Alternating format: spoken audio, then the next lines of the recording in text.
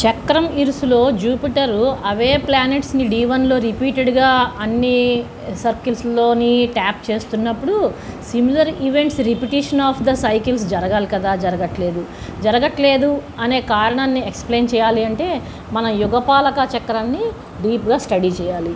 యుగపాలక చక్రంకి వచ్చేసరికి మనం మూన్, ఇప్పుడు ఫర్ ఎగ్జాంపుల్ ఒక ఎగ్జాంపుల్ చార్ట్ తీసుకున్నాను ఇక్కడ. ఇందులోని మూన్ ఇక్కడ పొజిట్ అయి ఉన్నాడు. సో మూన్ని మనం ఫస్ట్ యుగపాలక మూన్ అనమాట. Moon operates from age 0 to 12 years.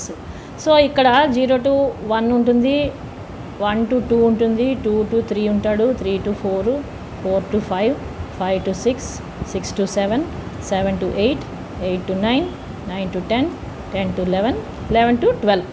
This is the moon యుగపాలక చక్రం, ఫస్ట్ చక్ర.